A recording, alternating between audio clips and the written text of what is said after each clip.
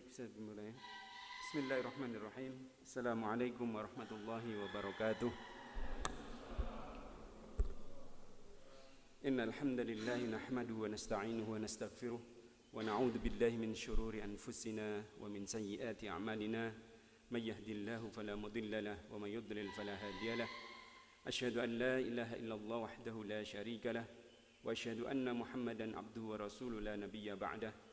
Allahumma salli wa sallim wa barik ala nabiyyina Muhammad wa ala alihi wa ashabihi bihasbi da'uku bil awqati was sa'at.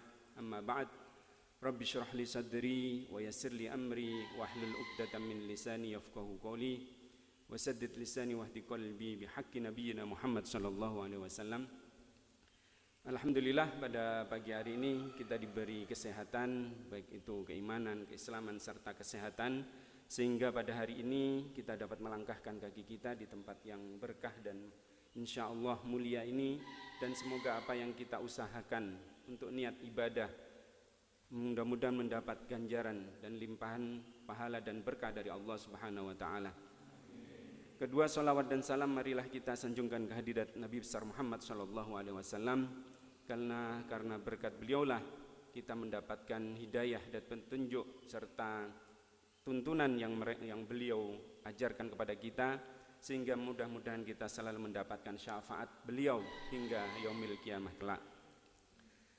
Masyarul hadirin wal hadirat rahimakumullah.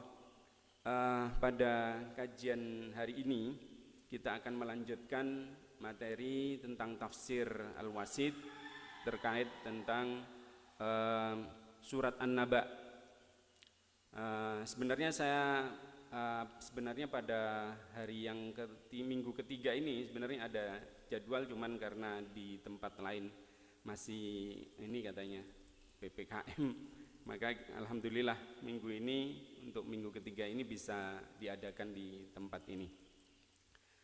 Alhamdulillahirabbil alamin.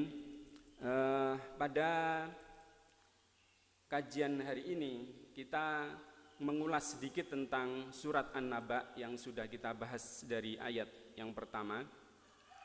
A'udzubillahi minasyaitonirrajim. Bismillahirrahmanirrahim. Kemarin kita bahas dari ayat yang pertama sampai ayat yang ke berapa Bapak Ibu? 16 ya. Baik, akan saya bacakan dulu singkat dari ayat yang ke-1 sampai 16 secara singkat, nanti dilanjut dengan ayat ke-17. Sebenarnya surat An-Naba ini hakikatnya adalah surat yang memang terkait kejadian yang dialami pada masa awal datangnya Islam. Itu karena saking banyaknya orang yang tidak mempercayai tentang, yang pertama ada 3 aspek. Yang pertama, orang jahiliyah dulu itu tidak percaya terhadap ketuhanan yang dibawa oleh Nabi Muhammad SAW, sehingga mereka banyak mengingkari tentang ajaran tauhid ini. Yang kedua, mereka mengingkari atau meragukan tentang kenabian Nabi Muhammad SAW. Dan aspek yang ketiga, ini mereka juga meragukan orang-orang musyrik jahiliyah dulu dengan awal datangnya Islam. Mereka meragukan tentang adanya atau datangnya hari kiamat. Maka ketiga aspek inilah yang banyak dipertanyakan antar mereka, antar orang-orang Quraisy, orang-orang musyrik Quraisy dulu tentang aspek ketiga ini, sehingga mereka bertanya-tanya tentang 3 hal itu. Tetapi poin dalam tafsir surat An-Naba ini mempertanyakan tentang hari akhirat, yaitu tentang hari kebangkitan manusia. Maka gambaran umum dari surat An-Naba ini adalah bagaimana kejadian orang-orang musyrik Quraisy dahulu, tentang apa yang mereka tanyakan, maka dituliskan dalam tafsir ini, maka diturunkan ayat ini, yaitu amma yatasaalun, tentang apa yang mereka tanyakan itu, yaitu anin nabail adim, yaitu tentang berita besar inilah yang disebutkan, yaitu hari kebangkitan manusia, atau di mana hari akhirat itu akan terjadi. Alladzi hum fi mukhtalifun, yaitu karena mereka terjadi perselisihan antara dua kubu. Ada yang banyak yang mengingkari dan ada yang menerima. Maka yang menerima mereka kebanyakan akhirnya masuk Islam dan memeluk agama Islam. Maka ayat berikutnya adalah kalla saya'lamun. Sesungguhnya atau sekali-kali tidak. Mereka pasti akan mengetahui. Ini adalah bantahan dari Allah tentang apa yang mereka pertanyakan. Bahwasanya mereka itu kan hakikatnya mengingkari tentang hari kejadian kiamat atau hari kebangkitan. Maka dijawab di sini kalla, sesungguhnya tidak. Mereka itu sebenarnya tidak benar apa yang mereka ingkari. Dan pasti mereka akan mengetahui. Kenapa di dalam ayat ini disebutkan kalla saya'lamun bahkan 2 kali? Summa kalla saya'lamun. Kemudian mereka pasti tidak dan akan mengetahui kejadian hari kiamat. Kenapa dikatakan kalla saya'lamun kemudian summa kalla saya'lamun ini 2 kali? Dikarenakan hakikat kejadian hari akhirat itu nanti mau tidak mau, baik diyakini atau tidak diyakini, pasti akan dihadapi. Orang yang mengingkari tentang adanya hari kiamat, ketika mereka meninggalkan dunia ini, artinya ketika mereka meninggal dan mereka nanti akan dibangkitkan, maka semua orang akan memastikan mereka akan mengalami yang namanya hari kebangkitan ini. Makanya dinyatakan di sini betul-betul mereka akan pasti mengetahui karena akan mengalami secara langsung kejadian yaumul ba'ats nanti. Maka sebagai bukti jawaban atas keraguan tentang akan terjadinya hari kiamat ini, maka inilah bukti-bukti yang Allah berikan kepada orang-orang Quraisy atau kafir Quraisy itu. Mereka mengingkari tentang kejadian hari kiamat. Lantas Allah memberi bukti-bukti yang nyata dengan kejadian-kejadian apa yang ada di alam semesta ini. Salah satunya adalah dilanjutkan alam naj'alil ardo mihada. Bukankah kami telah menjadikan bumi ini sebagai hamparan? Ini adalah bukti bahwasanya penciptaan alam semesta ini, baik itu langit dan juga bumi yang Allah ciptakan, alam naj'alil ardo, apakah tidak kami jadikan bumi ini sebagai bentangan hamparan? Ini adalah membuktikan betapa lebih mudah mana kira-kira menurut Bapak Ibu penciptaan manusia atau kebangkitan manusia dengan menciptakan alam semesta ini semuanya, baik itu langit ataupun bumi. Kira-kira mana yang lebih besar? Pasti tentang penciptaan alam semesta, yaitu langit dan juga bumi. Maka di sini dikatakan alam naj'alil ardo mihada. Bukankah kami telah menjadikan bumi ini sebagai bentangan? Ini sebagai bukti bahwasanya Allah yang nanti akan lakukan terhadap kebangkitan manusia itu ternyata lebih mudah daripada penciptaan langit dan juga bumi ini. Kalau bumi kan terdiri dari aspek bahan yang luar biasa, entah itu awalnya disebut dengan dari ad-dukhon. Di dalam ayat disebutkan awalam yaral ladina kafaru annas samawati wal ardo kanata ratqan fafataqnahuma. Apakah orang-orang kafir itu tidak mengetahui bahwasanya kami jadikan langit dan bumi ini dulunya adalah dua aspek yang dua aspek yang asalnya menyatu.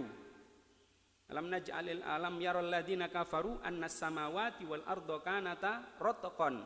Yang asalnya langit dan bumi ini, yang dua ini asalnya adalah satu, kemudian kami pisah-pisahkan. Ada teori yang mengatakan bahwasanya adanya gumpalan, satu gumpalan, kemudian saking cepatnya dan saking kerasnya putaran itu sehingga menjadi beberapa planet yang termasuk bumi ini.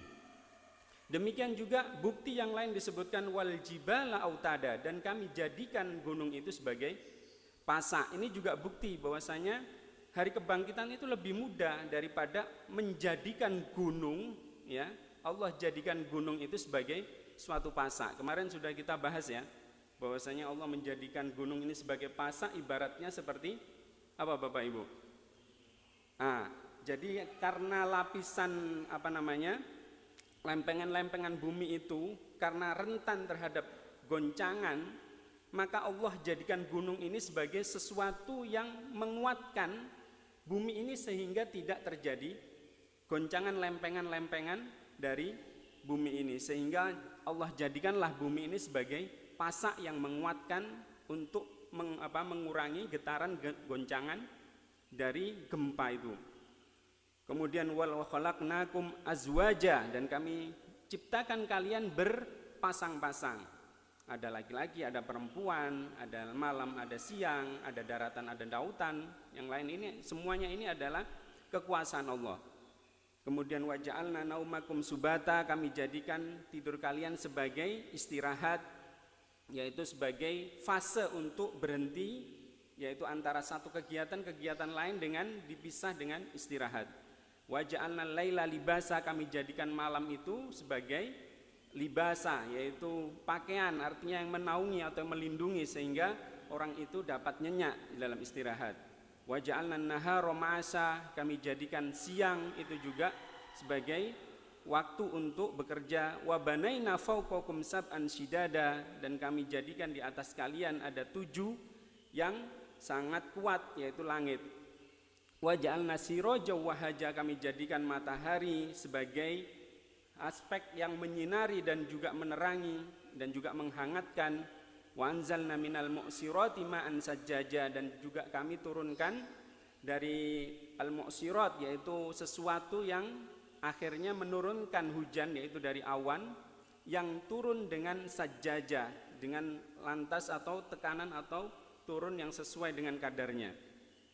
Linukhrija bihabba wa nabata, agar kami keluarkan darinya habban itu artinya biji-bijian dan juga tumbuh-tumbuhan, wa jannatin alfafa, dan juga dengan adanya turunnya hujan itu maka muncul yaitu jannatin alfafa, yaitu beberapa taman ataupun tumbuhan yang saling menutupi.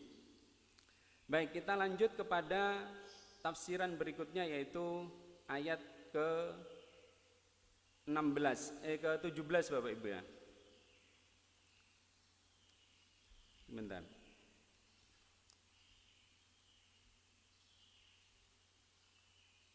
Lompat ini.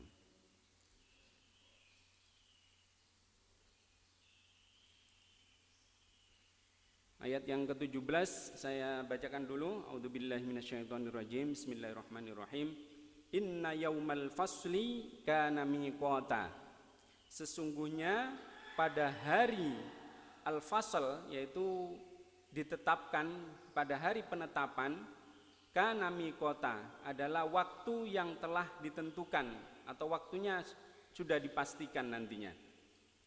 Kata al-fasl di sini, al-fasl di sini artinya sebenarnya dalam bahasa, secara bahasa artinya memisahkan.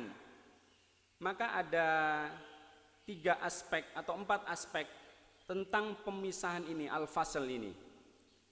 Al-fasl yaitu pemisahan. Yang pertama adalah aspek al-fasl, di mana seseorang itu nanti akan terpisah dari rahim ibunya masuk ke dunia ini. Maka inilah yang disebut dengan kelahiran. Yang kedua, al-fasl yang kedua, yaitu di mana Allah nanti dengan menghendaki pada waktunya, maka orang nanti akan meninggalkan yang namanya nyawa dari raganya. Al-fasl yaitu memisahkan nyawa dari raganya. Ini berarti apa? Berarti menghadapi kematian. Terus yang ketiga, yaitu fasal yang ketiga, yaitu terpisahnya manusia, di mana dia sudah di dalam kubur, itu meninggalkan kuburannya, yaitu akan mendatangi yaumul mahsyar. Nah, yang keempat inilah adalah di mana manusia ini akan dibangkitkan dan juga akan dipisahkan pada kejadian alam setelah alam mahsyar itu, nanti dipisahkan antara orang yang baik dan orang yang buruk pada hari kiamat nanti, yaitu pada yaumul mizan nanti. Maka orang-orang kafir, orang-orang musyrik dan juga orang munafik, ya, maka pada hari kiamat nanti orang akan dibedakan menjadi 3 golongan. Jadi adalah orang-orang yang mukmin atau yang beriman, terus kemudian ada orang musyrik, nah, orang musyrik yang mengingkari akan adanya Allah. Dan yang ketiga yaitu munafik, orang-orang yang mempunyai muka dua. Dia di hadapan orang muslim mengatakan ia beriman, tetapi ketika dia berbalik, artinya meninggalkan komunitas orang muslim, dia melakukan hal-hal yang tidak sesuai dengan apa yang ia yakini. Nah, terkadang dia mempunyai dua muka jadinya orang munafik ini. Maka ini adalah inna yaumal fasl, kata yaumal fasli kana miqata. Kana miqata yaitu akan ditentukan waktunya. Terus kemudian sebentar.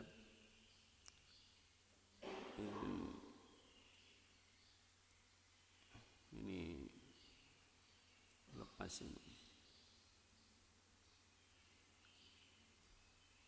Ya.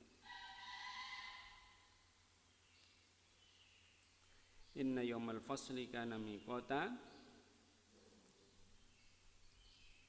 Kemudian yauma yunfakhu fis suri fatatuna afwaja.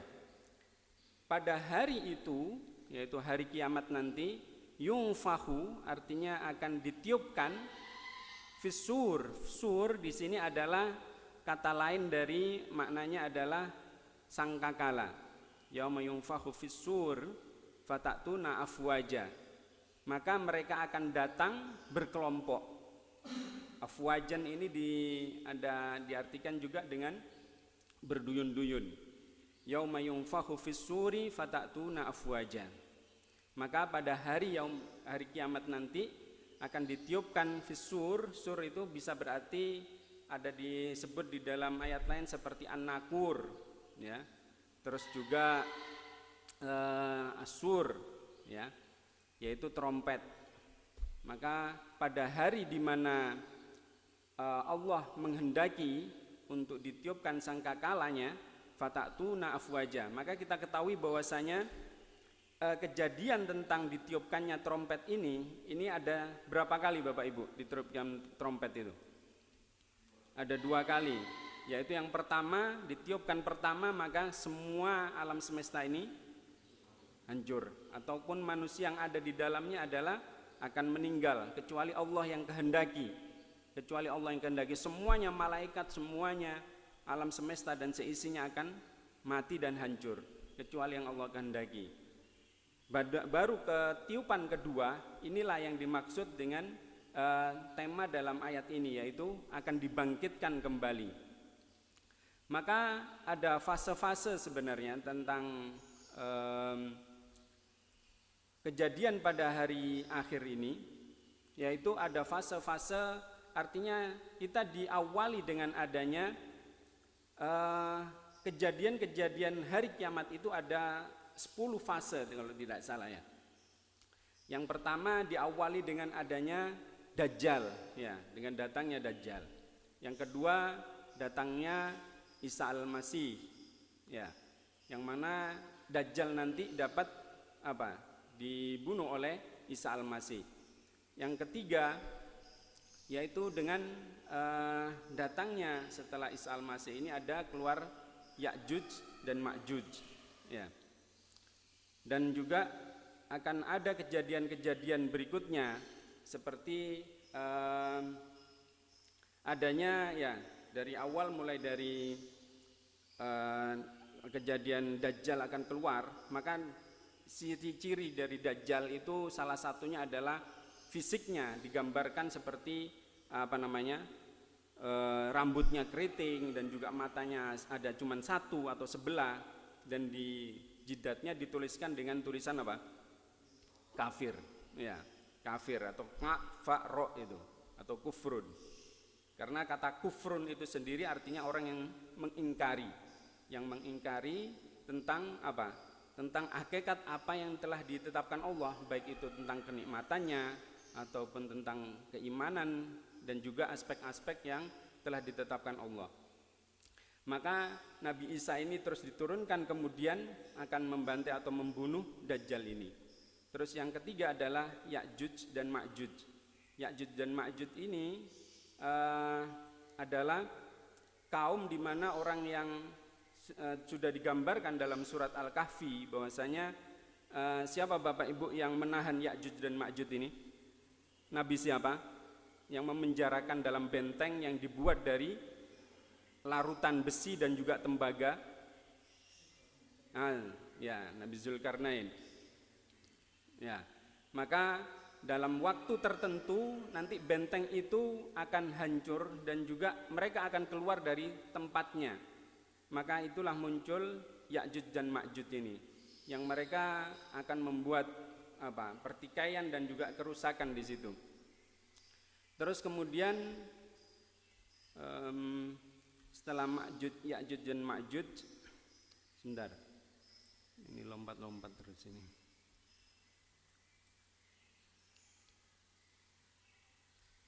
Bentar Bapak Ibu ya. Ya. Baik, kita lanjutkan.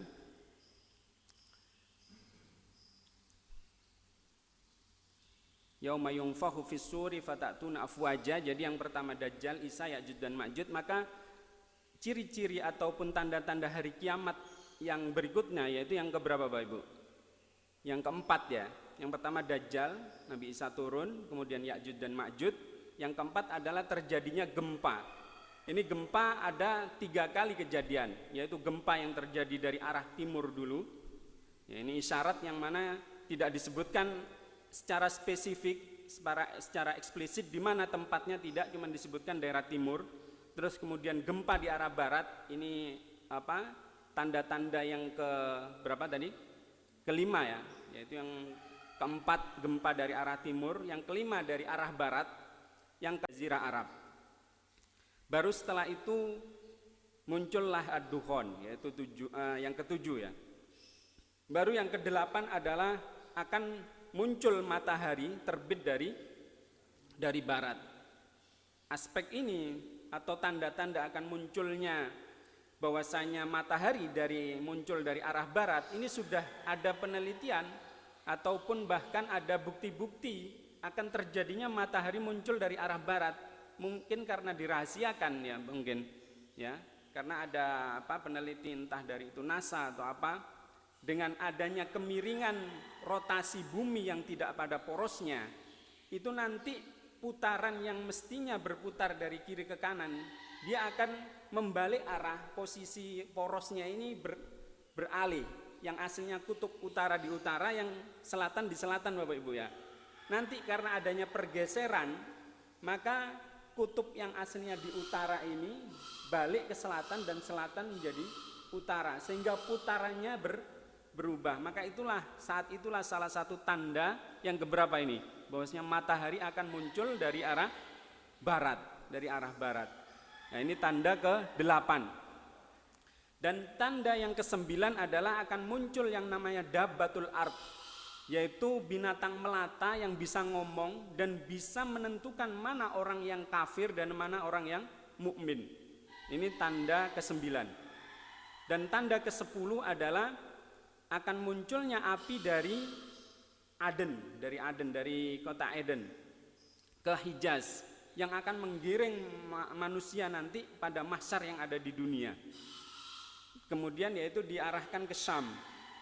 Kemudian baru setelah itu kejadian berikutnya inilah sangkakala yang akan terjadi. Ditiupkan sangkakala. Ditiupkan sangkakala ini yaitu karena kejadian hari kiamat, kehancuran hari kiamat ini sesungguhnya tidak akan terjadi kecuali pada orang-orang yang hakikatnya akan yaitu kondisi orang-orang dalam manusia dalam posisi yang sangat terburuk atau yang paling jelek. La takunu yaumal qiyamati illa ala syirarin nas. Tidak akan terjadi hari kiamat itu kecuali pada saat kondisi manusia itu dalam hal yang sangat buruk. Mungkin orang muslimnya sudah habis, orang mukminnya sudah enggak ada, tinggal orang-orang yang yang ingkar kepada Allah dan juga berbuat kejahatan, yaitu yang pokoknya dalam kondisi orang yang sangat rusak. Maka itulah akan terjadi yauma yunfakhu fis-suri fatatuna afwaja. Maka mereka akan ditiupkan sangkakala dan hancurnya di situ. Terus kemudian wa futihatis sama'u fakanat abwaba. Bahwasanya Allah akan membuka langit, ya, langit pun akan dibukakan, maka terdapatlah beberapa pintu. Wa futihatis sama'u fakanat abwaba. Maka di sini aspek wa futihatis sama' fakanat abwaba. Di sini ada aspek fataktunya tadi afwajan tadi artinya berkelompok ya. Terus futihat berarti langit itu dipecah ataupun akan muncul beberapa pintu. Fakanat abwaba, maka langit itu seperti pintu-pintu atau akibatnya banyak pecahan-pecahan seakan ada pintu. Ini nanti menunjukkan bahwasanya malaikat akan turun dalam berbagai tempat yang seakan-akan pintu itu. Terus kemudian wa futihatis sama fakanat abwaba wa sujjiratil jibalu fakanat saroba. Dan gunung-gunung itu akan berjalan. Nah, ini sudah masuk tanda-tanda hari kiamat di sini ya. Dan gunung-gunung pun dijalankan sehingga seakan-akan menjadi fata morgana. Fata morgana itu apa, Bapak Ibu? Yaitu orang kalau melihat sesuatu dianggap hakikat yang betul nyata, tapi yang terlihat adalah seperti melihat seperti fata morgana itu, seperti melihat panasnya jalan, itu seakan-akan ada air di situ kan. Padahal hakikatnya adalah fase panas yang memuai sehingga uap panasnya itu terlihat oleh mata seakan-akan seperti air yang mengalir. Seperti itu juga yang akan terjadi nanti ketika Allah menjalankan gunung-gunung itu, maka gunung-gunung itu akan berjalan seakan-akan menjadi fata morgana bagi manusia, menganggapnya itu tidak benar, tetapi sebenarnya itu kejadian nyata bahwasanya gunung akan dijalankan. Terus kemudian inna jahannama kanat mirsoda, sesungguhnya neraka jahanam itu adalah tempat untuk mengintai ya. Sebagai tempat mengintai, yaitu bagi penjaga yang mengawasi neraka. Maka di sini diibaratkan bahwasanya seakan-akan neraka itu mengintai, jadi seakan-akan menjadi makhluk yang dapat mengintai. Ini bisa kita jadikan motivasi, jadi kata neraka ini sebagai tempat mengintai, ini menjadi motivasi kita untuk supaya berhati-hati dalam berbuat sesuatu. Karena hakikat neraka kalau kita tidak waspada akan menjadi sebagai bagian yang mengintai. Kalau kita salah, maka dia akan membawa kita ke arah sana. Inna jahannama kanat mirsoda, sesungguhnya neraka jahanam itu adalah tempat di mana mereka atau para penjaganya mengawasinya. Ini satu persatu. Terus kemudian berikutnya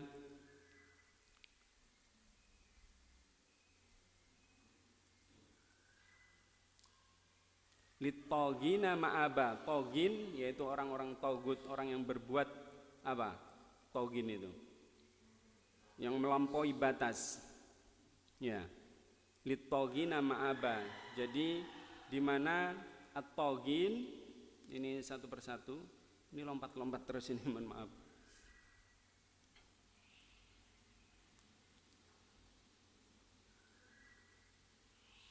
Jadi ma'aban artinya tempat di mana mereka akan menetap. Litogina ma'aba, yaitu tempat mereka akan menetap di dalamnya. Maka neraka itu disediakan bagi orang-orang yang togut atau orang yang melampaui batas. Maka itulah sebagai tanda bahwasanya orang yang melakukan sesuatu perbuatan di dunia ini yang tidak sesuai dengan ketentuan Allah, dan bahkan dia melakukan sesuatu di luar batas ketentuan agama, maka mereka itulah yang menjadi togut. Togut itu artinya orang yang melampaui batas. Maka nerakalah tempat mereka. Litogina ma'aba labisina fiha ahqoba, mereka akan menetap di dalamnya, labisin, mereka menetap di dalamnya ahqoba. Kata ahqob di sini artinya hakobun. Hakobun ini artinya masa. Kalau ahqob ini berarti jamak. Maka kata ahqob berarti akan menetap beberapa waktu yang lama. Maka bisa disebutkan juga abada itu juga. Dalam Al-Bayyinah disebutkan ya, bahwasanya mereka akan menetap, orang-orang yang diadab di neraka itu akan kholidina fiha abada. Mereka akan kekal di dalamnya. Nah, ini ahqoba dalam beberapa fase atau waktu tertentu. La yadzuquna fiha bardaw wala syaroba. Ini hanya sekilas-sekilas dulu ya, secara arti dulu. La yadzuquna fiha bardaw wala syaroba. Mereka tidak akan merasakan di dalam neraka itu barda. Barda artinya aspek yang bisa membuat mereka adem, dingin. Wala syaroba, dan juga tidak akan merasakan minuman yang bisa dia tenggak. Jadi mereka tidak bisa minum. Kecuali apa minuman mereka? Ini jawabannya. Illa hamiman wa ghassaqo. Kecuali air yang mendidih. Ya, air yang mendidih. Jadi ini jelas gambaran orang yang ada di neraka itu, yaitu mereka akan tidak pernah mendapatkan minuman kecuali air yang mendidih. Wa ghassaqo. Ghassaqo di sini diartikan sebagai apa? Nanah. Nanah yang mengalir dari badan-badan mereka karena azab yang Allah berikan kepada setiap orang yang mengingkari atau mengkufuri, baik itu orang yang musyrik ataupun yang munafik. Jazaan wifaqo, sebagai balasan terhadap apa yang mereka lakukan pada masa dahulunya. Ya, karena mereka sungguh-sungguh melakukan sesuatu perbuatan yang tidak sesuai dengan ketentuan Allah. Apa yang ditentukan Allah itu mereka ingkari, mereka kufur, mereka musyrik, mereka menjadi munafik. Maka inilah sebagai balasan ya, karena mereka mendustakan apa yang Allah tentukan. Kemudian jaza innahum kanu la yarjuna hisaba. Dan juga kenapa diadabnya sedemikian? Innahum kanu la yarjuna hisaba. Ini adalah balasan karena mereka tidak menginginkan atau tidak meyakini tentang adanya hari hisab. Jadi inilah yang disebutkan tadi di awal, bahwasanya kalla saya'lamun tsumma kalla saya'lamun, sungguh benar-benar mereka itu tidak percaya terhadap hari kebangkitan ini, tapi Allah mengatakan saya'lamun, pasti mereka akan merasakan. Inilah yang yang disebutkan di awal ayat itu sebagai bukti bahwasanya mereka akan mendapatkan balasannya. Innahum kanu la yarjuna hisaba. Mereka karena tidak meyakini atau tidak menganggap adanya hari hisab itu akan terjadi. Nah, innahum kanu la yarjuna hisaba. Maka bisa digambarkan ya bahwasanya ketika manusia di dunia ini tidak meyakini akan hari kiamat, akan hari hisab, kira-kira Bapak Ibu bisa gambarkan apa yang akan manusia lakukan kalau mereka tidak meyakini hari kiamat? Mereka akan melakukan apa? Hal-hal yang sesuai atau yang dia ingini, sesuai nafsunya. Maka orang melakukan perbuatan bohong bisa dilakukan karena mereka tidak ada balasan lagi. Karena menganggap hidup hanya cukup di dunia. Mereka membohongin orang, mereka mengambil hak-hak orang lain, mendolimi orang lain, ya, sehingga mereka menganggap hari akhir tidak ada, sehingga mereka melakukan apa yang mereka mau sesuai nafsunya.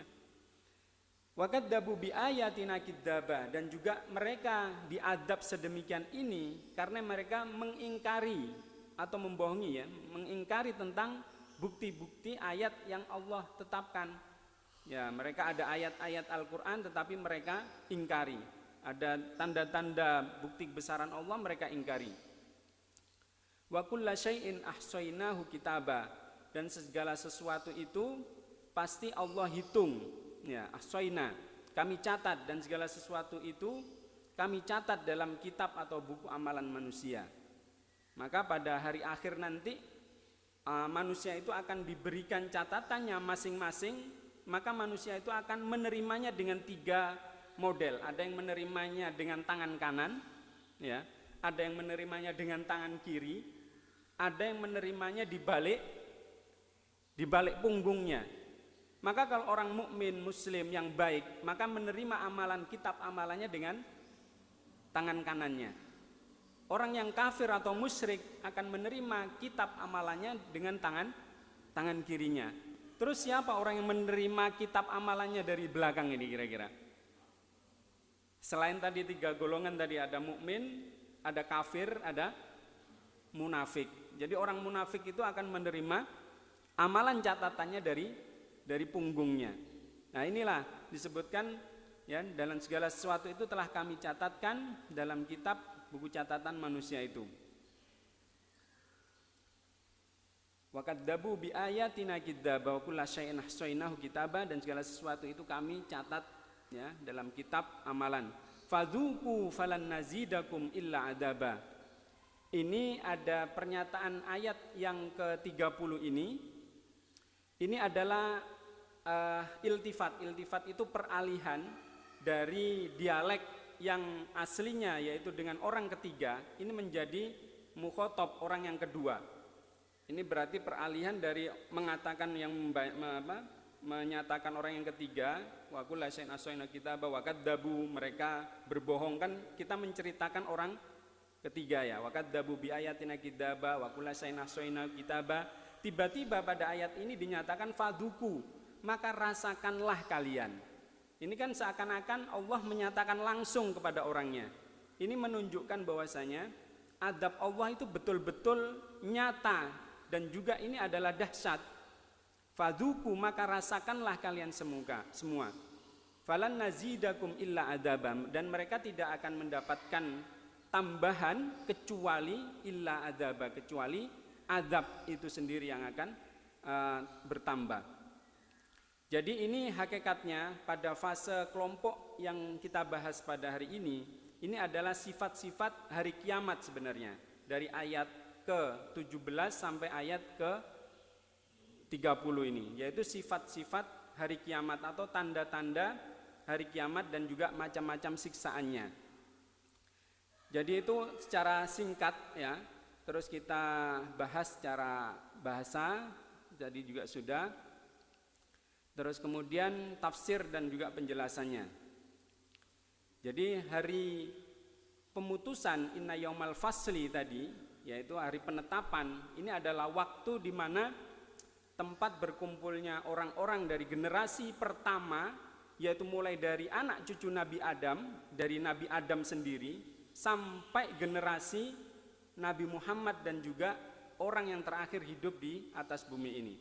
Jadi hari inna yaumal fasli kana miqata, sungguh hari keputusan itu adalah suatu waktu yang ditetapkan. Ini adalah dikumpulkannya dari generasi awal, dari generasi Nabi Adam hingga Nabi Muhammad. Maka disebutkan di sini hari pemutusan karena apa? Karena pada hari itu Allah akan memutuskan hukuman pada setiap orang yang ada di atas muka bumi ini sesuai dengan amalan-amalannya. Maka disebut dengan yaumal fasli, yaitu yang menentukan, yang memastikan apakah dia akan mendapat surganya Allah atau akan mendapatkan nerakanya Allah. Maka ada 3 tanda tentang pemutusan atau hari kiamat itu, yaitu di dalam ayat ini sendiri disebutkan. Yang pertama adalah wa yunfakhu fis-suri, ya. Yauma yunfakhu fis-suri fatatuna afwaja. Yang pertama, tanda pertama ditiupkannya sangkakala itu. Maka dengan ditiupkan sangkakala tadi, orang akan bangkit dari kubur, ya, akan menuju tempat berkumpulnya orang itu, dan di sini dikelompokkan sesuai kelompoknya masing-masing. Maka setiap umat yang dibangkitkan dalam kubur itu, yaitu sesuai dengan imamnya. Maka disebutkan di sini yauma tad'u kulla unasin bi imamihim, dan ingatlah pada hari itu kami panggil tiap umat itu dengan pemimpinnya. Terus kemudian yang kedua, ya, wa futihatis sama'u fakanat abwaba. Ini ciri yang kedua tentang kejadian hari kiamat dalam surat ini, ya. Yang tadi disebutkan bahwasanya ditiupkan sangkakala, yang kedua dibukakan langit. Dibukakan langit. Maksud daripada langit itu terbuka atau terbelah yaitu karena banyaknya pintu atau jalan turunnya para malaikat di situ. Ayat ini mempunyai kemiripan seperti dalam surat Al-Insyiqaq ya. Dan juga Al-Infitor. Ya. Yaitu apabila langit terbelah, idzas sama'un syaqqat ya. Terus idzas sama'un fatarat ya. Dan juga ada ayat yang menjelaskan tentang wa futihatis sama'u ini disebutkan di dalam surat Al-Furqan ayat 25 yang berbunyi a'udzubillahi minasyaitonirrajim wa yauma tasyaqqaqus sama'u bil ghamami wa nazalal malaikatu tanzila. Dan ingatlah pada hari ketika langit itu pecah mengeluarkan kabut putih dan para malaikat itu diturunkan. Jadi ada aspek penjelasan ayat ini dijelaskan dengan ayat yang lain. Maka kalau dalam tafsir ini disebut dengan tafsir bil maksur. Artinya tafsir itu dijelaskan melalui ayat atau tafsiran dari ayat yang lain. Ini namanya tafsir bil maksur, yaitu saling menjelaskan antara ayat satu dengan ayat yang lain. Terus ciri yang ketiga dari adanya kejadian hari kiamat pada surat ini, yang pertama tadi apa? Yauma yunfakhu fis-sur, yaitu yang kedua ya. Ya, yang pertama tadi apa? Yaitu ketika ditiupkan sangkakala ya. Ya, yang yauma yunfakhu fis-suri fatatuna afwaja wa futihatis sama'u, yaitu dibukakan langit, ciri yang ketiga dari kejadian hari kiamat dalam surat ini. Yang ketiga adalah gunung-gunung itu pun dijalankan, wasuyiratil jibalu fakanat saroba. Maksudnya di sini adalah gunung itu akan dihilangkan dari tempatnya dan dihamburkan ke udara. Jadi ada mungkin kejadian seperti dicabut dari serabutnya, seperti tanaman yang dicabut dan ditiupkan ke atas. Nah, ini juga digambarkan dalam surat yang lain, di dalam surat Al-Haqqah ayat 14 yang berbunyi a'udzubillahi minasyaitonirrajim wa humilatil ardu wal jibalu fakanat dakkatan wahidah. Dan diangkatlah bumi dan gunung-gunung ini lalu dibenturkan keduanya sekali benturan. Ini gambaran lain daripada gunung itu selain dijalankan juga dibenturkan. Ya. Terus juga ada ayat yang lain yang menyatakan dalam surat Al-Qari'ah wa takunul jibalu kal ihnil manfush, dan gunung-gunung itu adalah seperti bulu yang dihambur-hamburkan. Bapak Ibu bisa bayangkan ya, gunung sebegitu besarnya, sebegitu tingginya ya, itu seperti bulu yang ditiup. Bisa digambarkan bulu kalau ditiup semrawutnya ke atas bagaimana, itu gunung loh. Nah, inilah seperti apa yang digambarkan dalam Fata Morgana itu, bahwasanya hari kiamat itu memang kejadiannya sedemikian. Ini salah satu gambaran ayat dari ayat An-Naba, dinyatakan nanti gunung berjalan. Ternyata di dalam ayat-ayat yang lain ternyata gunung dibenturkan, gunung seperti ditiupkan seperti bulu-bulu yang berhamburan di udara. Ini adalah ciri-ciri hari kiamat. Jadi ciri yang ke berapa tadi? Yang gunung berjalan dan juga dihamburkan. Ciri yang ketiga. Terus gambaran dari yang lain juga disebutkan bahwasanya dan apa di dalam surat Al-Waqi'ah juga disebutkan idza rajjatil ardu rajja wa bussatil jibalu bassa fakanat haba'am mumbassa. Dan apabila bumi digoncangkan ya sedahsyat-dahsyatnya, dan gunung-gunung juga dihancur luluh lantakan sehancur-hancurnya, maka jadilah ia debu yang berterbangan. Yang satu digambarkan seperti bulu, yang satu seperti debu. Nah, ini gambaran bagaimana dahsyatnya ya, hari kiamat. Dan juga digambarkan dalam ayat yang lain, wa yas'alunaka 'anil jibali fakul nansifuha rabbi nasfa. Dan kemudian gunung-gunung tersebut dimusnahkan dari bumi dengan angin sebagaimana yang di dalam ayat ini. Dan mereka bertanya kepada Nabi Muhammad tentang gunung, maka katakanlah Tuhan akan menghancurkannya. Dan pada hari kiamat. Ini juga ada bukti yang lain tentang kondisi gunung. Watarol jibala tahsabuha jamidatan wa hiya tamurru marras sahab. Bahwasanya engkau akan melihat gunung-gunung itu, engkau kira tetap di tempatnya, padahal ia berjalan seperti awan yang berjalan. Ini ada yang mendeskripsikan dan yang meneliti apakah memang betul kejadiannya sudah terjadi mulai detik ini. Ternyata ada pergeseran, memang gunung itu ada pergeseran beberapa jarak tertentu setiap fase tahun itu. Ya, mungkin ini karena sebagai aspek waja'alnal jibala autada wal jibala autada tadi. Karena sebagai pasak dia akan menahan gerakan lempengan bumi sehingga ada pergerakan sedikit demi sedikit. Nah, ini salah satu mungkin tanda-tanda ya bahwasanya kami jadikan atau engkau akan melihat gunung itu tidak tetap, tetapi ia berjalan seperti awan. Kemudian Allah menyebutkan balasan bagi orang-orang yang mendustakan pada hari itu. Inna jahannama kanat mirsoda. Ya, sesungguhnya neraka itu tempat mengintai bagi penjaga yang mengawasi di nerakanya, dan juga menjadi tempat kembali bagi orang-orang yang melampaui batas. Mereka tinggal di sana dalam masa yang lama. Di dalam surat Al-Bayyinah yaitu abada itu. Khalidina fiha abada.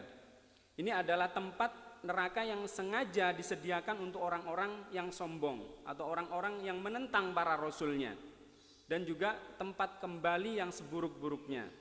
Maka kata ahqab tadi disebut dengan kata jamak yang artinya adalah waktu tertentu ya. Terus kemudian mirsad, kata mirsad itu juga sebagai tempat yang digunakan untuk mengawasi atau menjaga. Ini juga bisa dikatakan sebagai suatu sifat bahwa neraka itu senantiasa mengawasi dan menjaga musuh-musuh Allah. Jadi mengintai, artinya neraka ini akan mengintai orang yang berbuat dolim, yang berbuat tidak baik, yang melakukan aspek-aspek yang mengingkari ketentuan Allah. Maka di dalam surat An-Naba ayat 24 sampai 26 yaitu la yadukuna fiha bardan, ini adalah ciri-ciri bagaimana orang di dalam neraka itu tadi. Mereka tidak akan mendapat minum kecuali air yang mendidih dan nanah. Ya. Terus kemudian mereka tidak akan merasakan kesejukan, dan juga orang yang lain itu tidak dapat menolong. Ya, orang yang di surga pun itu tidak bisa menolong yang ada di dalam neraka. Seperti yang dijelaskan dalam surat Al-A'raf ya, bahwasanya orang yang di dalam surga itu akan membanggakan dengan kedudukan mereka, keadaan yang di surga dengan menceritakan kenikmatan, dan juga yang di neraka mereka akan diiming-imingi dari orang yang ada di surga itu. Seperti yang dijelaskan bahwasanya setiap orang melakukan perbuatan dosa maka akan setimpal ya dosanya itu. Terus kemudian ada yang mengatakan bahwa kata barot, kata dingin di situ juga diartikan sebagai arti kantuk atau tidur. Maka perlu diperhatikan bahwasanya setelah Allah menjelaskan macam-macam balasan bagi orang kafir, Allah menjelaskan bahwa itu adalah balasan yang adil. Bahwasanya orang yang mengingkari tentang keberadaannya Allah atau musyrik, maka diadab seperti demikian di neraka. Mereka akan tidak merasakan dingin sama sekali dan akan mendapatkan minuman panas dan juga nanah. Itu juga merupakan balasan yang adil. Karena apa? Karena sungguh mereka tidak pernah mengharapkan akan adanya hari hisab. Maka inilah sebagai nyata kejadian yang nyata yang langsung mereka alami. Maka inilah jawaban dari kalla saya alamun itu tadi. Sungguh mereka pasti akan mengetahui, bahkan langsung merasakan. Terus mereka telah melakukan perbuatan jelek, mungkar ya. Terus tidak takut dihisab karena mereka tidak yakin adanya hari hisab tadi. Terus mendustakan Al-Qur'an ya, tidak tidak meyakini dengan hari kiamat, maka itulah balasannya. Kemudian Allah menyebutkan hal-hal yang dikatakan kepada mereka saat menyiksa. Nah ini dia. Yang tadi kata setelah wasainahu kitaban, maka karena itu rasakanlah. Maka dalam ayat ini fadzuku falan nazidakum illa adzaba. Ini adalah peralihan ya, peralihan dari tadi dari kata orang yang ketiga menjadi dialek langsung ya. Ini karena apa? Dikatakan seperti itu kepada penduduk neraka karena kekufuran atas pendustaan mereka terhadap ayat Al-Qur'an. Maka langsung Allah katakan rasakanlah. Mungkin kalau bahasa Jawanya rasakno gitu. Rasakno iki lho apa balasannya sebenarnya ya. Itu gambaran agar apa? Menunjukkan atas betul-betul marahnya Allah terhadap orang-orang yang mengingkari terhadap keberadaan Allah. Jadi seperti apa? Melakukan musyrik ya, perbuatan seperti tidak meyakini adanya Tuhan dan hal-hal seperti itu, sehingga Allah betul-betul ingin supaya menyatakan ini loh, seperti ini loh hakikatnya sebenarnya. Maka di sini ada aspek-aspek yang perlu kita ambil terkait tentang fikih kehidupan dan hukum-hukumnya. Yang pertama adalah sesungguhnya hari kiamat itu saat dimana Allah memutuskan hukum ini adalah waktu atau tempat berkumpul atau kembalinya fase seluruh manusia. Bisa kita bayangkan generasi Nabi Muhammad sampai hari kiamat ini segini banyaknya. Bagaimana kalau seandainya dari Nabi Adam itu dikumpulkan? Maka bisa digambarkan ketika orang di padang mahsyar itu digambarkan dalam hadis urat, hufat ya, bahwasanya mereka tidak beralas kaki, telanjang ya, uratun hufatun ya, seperti itu. Bahkan mereka tidak tidak ngereken, itu artinya apa? Tidak memperdulikan dirinya sendiri. Itu saking apanya Bapak Ibu? Saking gupuhnya, saking bingungnya ketika orang dibangkitkan itu sudah tidak memikirkan orang lain, sehingga dia ingin bagaimana dia supaya selamat. Ini gambaran di padang mahsyar seperti itu. Maka inilah pengumpulan di padang mahsyar adalah seluruh generasi dari Nabi Adam sampai generasi Nabi Muhammad hingga hari kiamat. Yang kedua, di awal hari kiamat akan terjadi 3 kejadian besar, yaitu meniupkan malaikat Israfil meniup sangkakala, yaitu manusia akan mati. Yang kedua ditiupkan kedua akan bangkit dari kubur, dan kemudian kejadian tersebut dilanjutkan dengan terbelahnya langit ya, seperti pintu-pintu tadi, dan gunung tidak pada tempatnya akan berjalan atau bergeser dan berbenturan dan seterusnya. Yang ketiga, bahwasanya Allah memberitahu keadaan orang-orang yang celaka. Orang yang celaka disebut adalah orang-orang yang memang tidak patuh terhadap Allah. Oleh karena tema dalam surat ini berbicara tentang ancaman, yaitu berupa neraka jahanam, yang merupakan tempat yang disediakan orang-orang kafir yang menentang agama, dari orang-orang ateis, orang-orang yang tidak mempercayai Tuhan, yang mengingkari Tuhan.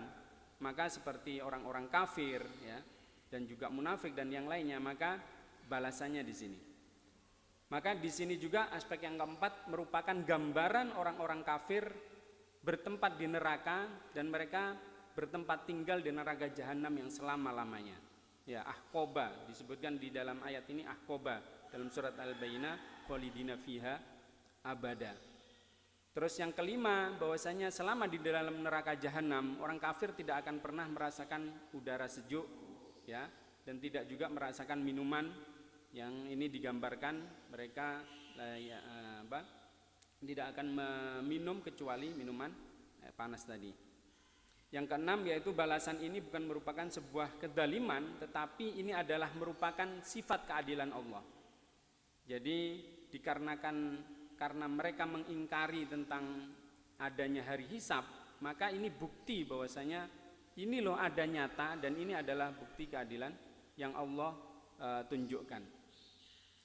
Mungkin itu Bapak Ibu yang bisa saya sampaikan pada pagi ini, yaitu tentang kejadian-kejadian atau sifat hari kiamat yang nanti sisanya akan kita bahas pada Sabtu depan insya Allah. Kalau seandainya ada pertanyaan atau tanggapan, monggo silakan.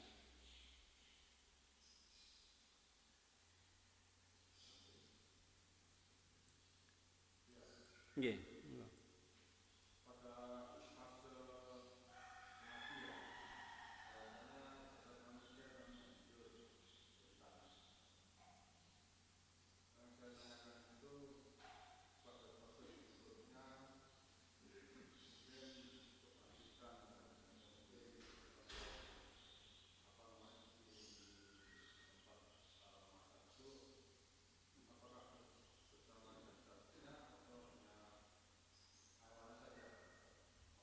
Ya.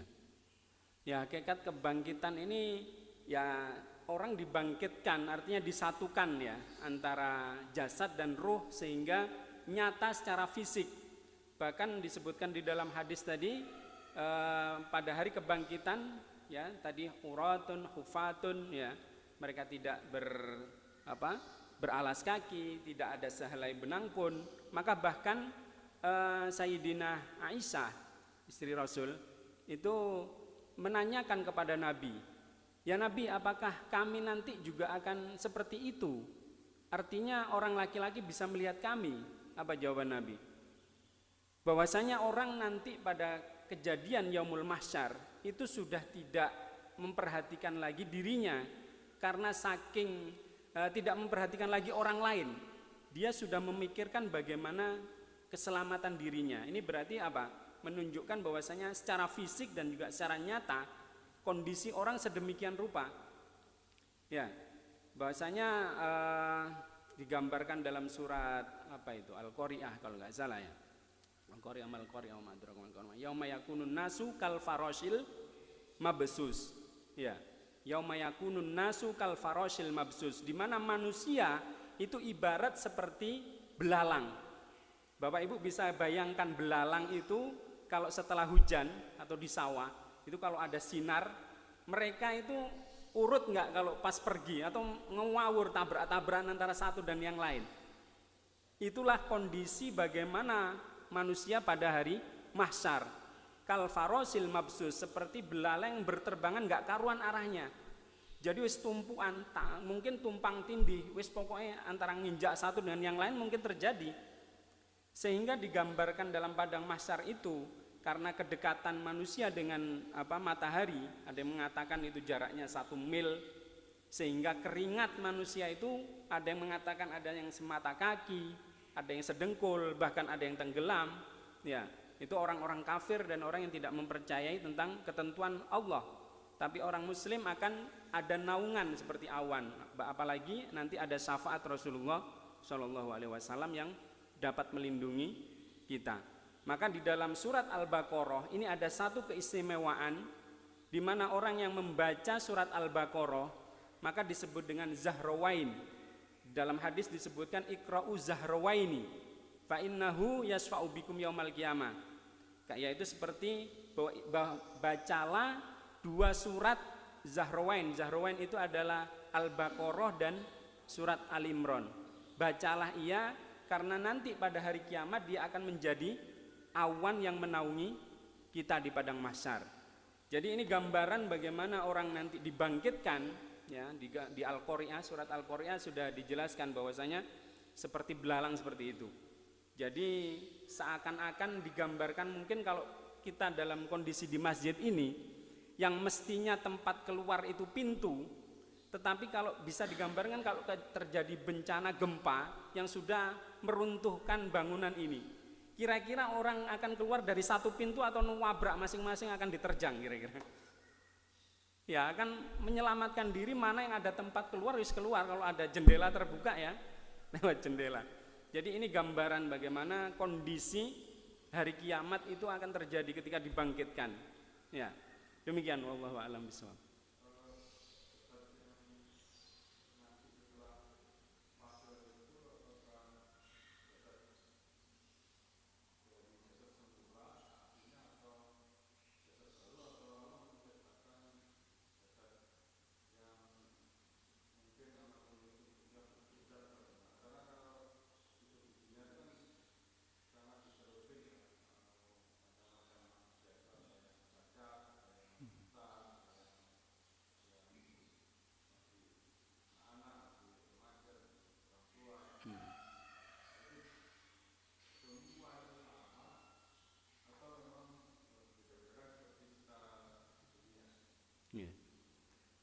Ya, di dalam gambaran beberapa riwayat disebutkan bahwasanya ketika manusia dibangkitkan itu dalam kondisi dia awal seperti itu. Ketika saat meninggalnya itulah yang dibangkitkan seperti itu.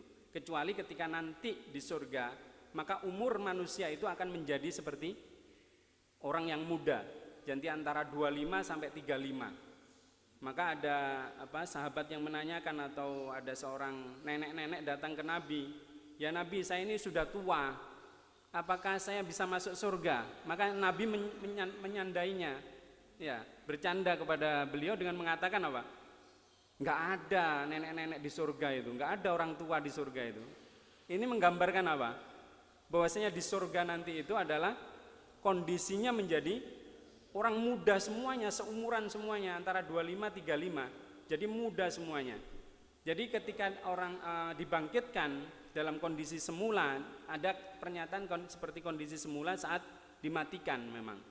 Apalagi yang syahid itu ya memang ada beberapa riwayat mereka tidak akan pernah termakan oleh tanah, tidak pernah termakan oleh tanah orang syahid itu.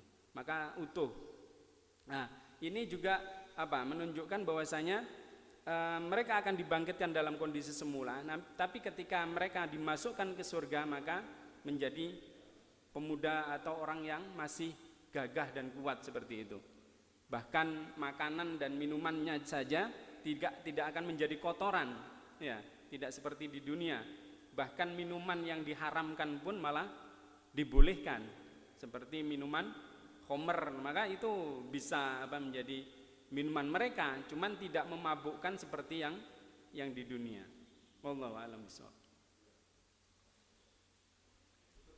Nggih. Oh, cekap. Mungkin itu yang bisa saya sampaikan. Jika ada salah dan khilaf saya mohon maaf, dan jika ada benarnya datangnya dari Allah. Maka semoga kita semuanya mendapatkan kesehatan, keberkahan ilmu, dan juga kesehatan dan umur yang panjang dan berkah. Ala hadiniya wa kulli niyatin shalihah. Al-Fatihah.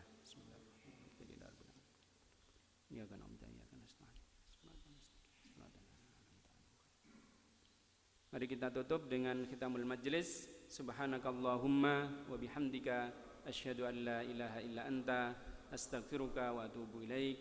Aku qouli hadza wa astaghfirullahal azim. Wassalamualaikum warahmatullahi wabarakatuh.